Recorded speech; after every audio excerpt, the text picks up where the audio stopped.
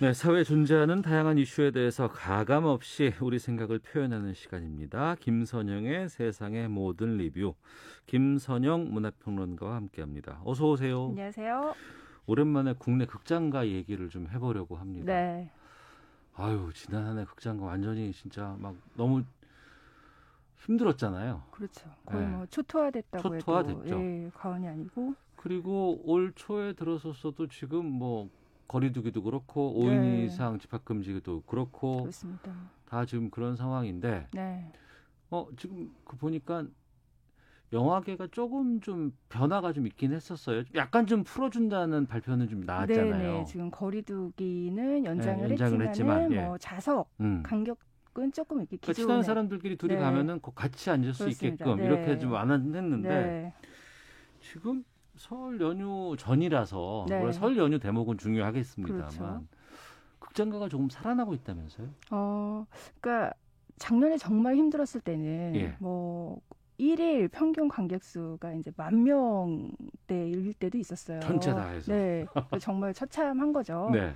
근데 올해 이제 많은 분들이 기다리시던 일단 흥행작이 나와줘야 되잖아요. 그렇죠. 눈에 띄는 신작이 네. 나와줘야 사람들이 극장을 찾을 텐데 네. 그동안 이제 신작들이 계속 개봉이 밀렸었죠. 어. 근데 올해 드디어 국내에서도 굉장히 두터운 팬층을 확보하고 있는 픽사의 신작이 예. 소울이라는 작품이 픽사면은 애니메이션. 그렇죠. 예. 네. 그 애니메이션의 명가고 그 오스카라든지 작품상을 많이 휩쓸면서 예. 거의 진짜 작품성과 대중성을 모두 갖춘 그 애니메이션이 단지 어린이가 즐기는 게 아니라 이제 예. 성인들도 같이 즐길 수 있게끔 철학적인 메시지도 같이 갖춘 네. 그런 작품들을 내놓기로 유명한데요.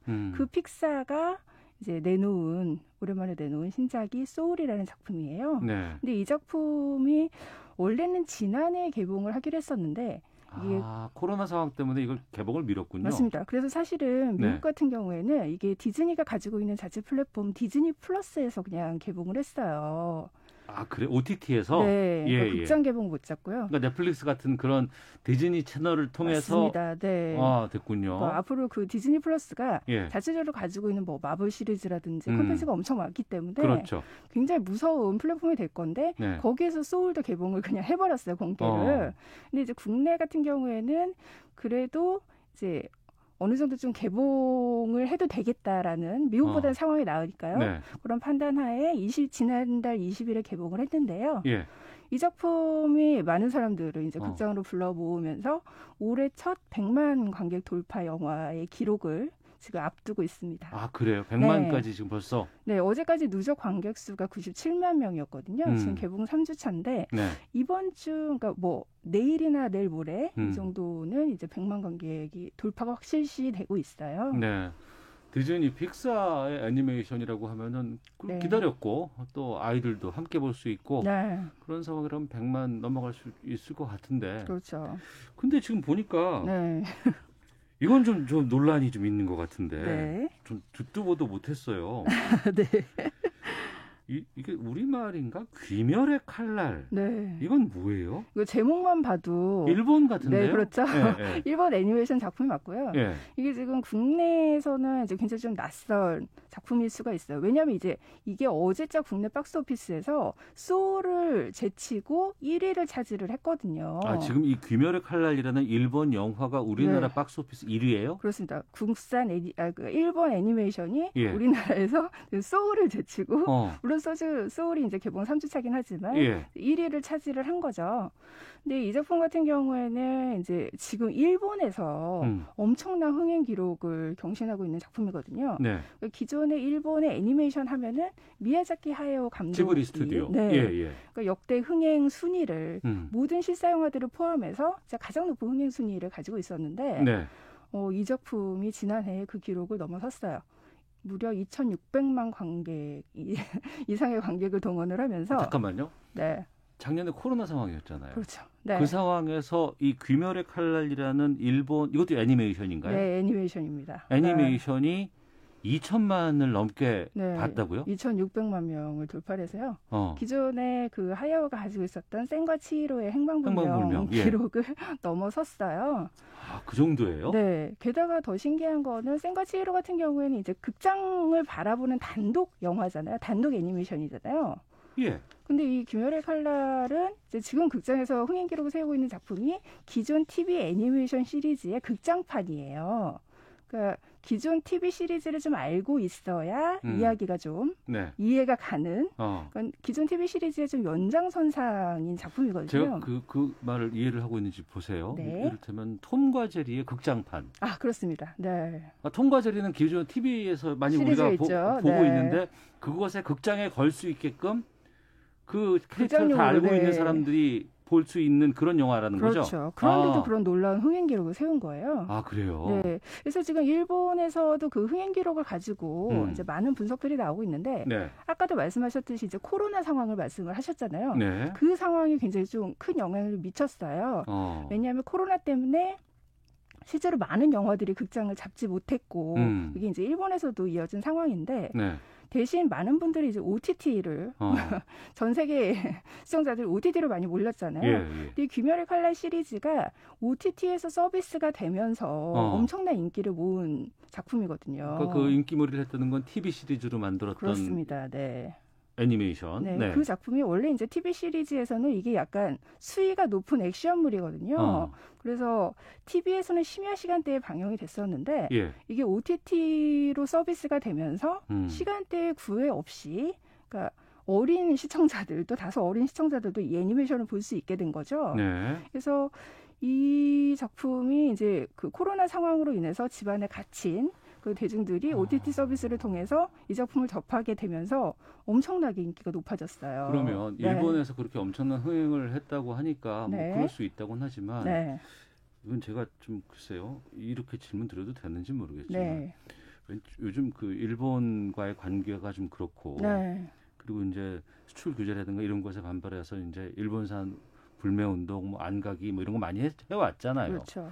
근데 이게 지금 그렇게 젊은 층에서 인기가 엄청나게 많을 정도로 지금 우리나라 박스오피스 1위를 지금 차지하고 있는 건 어떻게 봐야 될까요? 그러니까 지금 이게 뭐 기존처럼 네. 박스오피스 1위라는 작품이 이제 정말 좀 보편적인 폭넓은 연령대에 대중들이 찾아가서 본 작품이라고 해석하기에는 좀 관객층이 아무래도 굉장히 좀 수가 적으니까요. 그러니까 어제 박스오피스 1위를 차지하긴 했지만 5만 관객을 조금 넘었거든요. 아, 그런데 1위다? 그렇습니다. 예, 그러니까 그만큼 전체적으로 극장을 지금 찾아가는 관객층이 한정이 돼 있다는 소리고. 네. 학생들이 주로 많이 가겠네요. 그렇죠. 방학이고 하니까. 네. 네. 그렇기 때문에 이 귀멸의 칼날의 주 타겟층, 주 소비층인 그 학생들이라거나 이제 젊은 층이 많이 극장을 찾은 건데요. 그러니까 그들의 반복 관람을 좀 하는 거죠. 아, 한번 보고 또 봐요? 그렇죠. 물론 이렇게 영화 자체가 물론 재밌으니까 그런 거겠지만 예.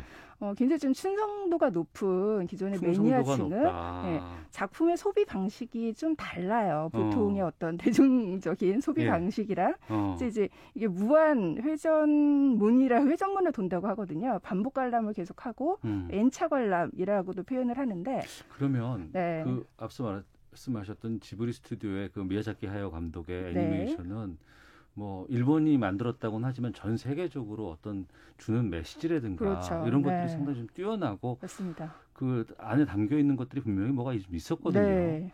이 영화는 그래요? 어때요? 이 작품은 한마디로 좀 대중적인 작품이에요. 지브리, 그러니까 미야자키 하야오 작품 같은 경우에는 예술성이라든가 이런 게 있죠. 그렇죠. 작가주의 작품이잖아요. 그게 이제 대중적인 재미를 갖춘 작품이지만 이 귀멸의 칼날은 그런 작가주의 작품하고는 거리가 멀고 오히려 일본 그 기존의 전통 만화 시장에서 가장 인기가 있었던 드래곤볼 같은 어떤 소년 만화의 계보를 따르는 그래서 젊은 학생들이 좋아하는 그렇습니다. 네, 기존의 흥행 공식을 따르는 대중적인 작품이에요.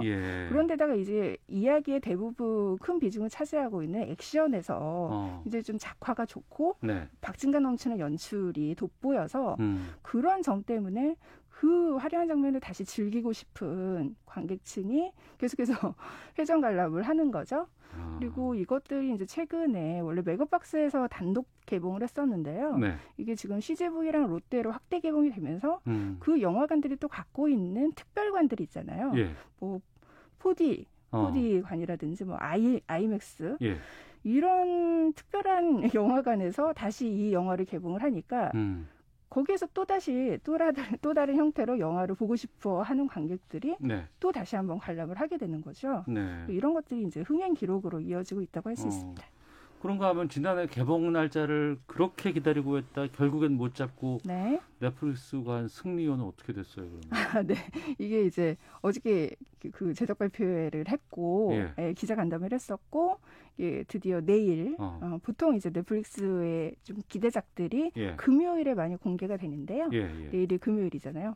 내일 넷플릭스를 통해서 이제 공개가 될 거라고 발표를 했습니다. 지금의 분위기라 그러면은 이맘때쯤 개봉을 했었으면 어떨까라 아쉬움도 좀 들기는 드는데. 네, 그렇긴 하죠. 근데 여전히 이제 뛰어넘기를 해야 되기 때문에 그 제작비 자체가 워낙 많이 들어간 상황이라 네. 좀 수익을 거둬들이기는 불투명하다고 생각을 했겠죠. 알겠습니다. 네. 영화계 참 지난해 올해 참 힘든 시간 보내고 있는데 네.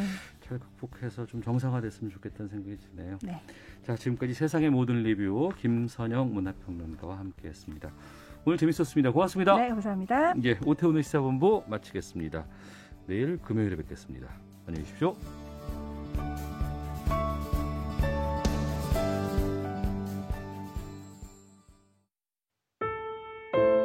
2020년 2월 18일 날 그날 저녁이 되니까 대구에 대학병원 4군데 응급실이 모두 폐쇄가 되었습니다. 확진자 증가세가 연일 입원을 기다리던 확진 환자가 숨졌습니다. 우리 대구는 코로나19에 맞서 치열한 사투를 벌이고 있습니다.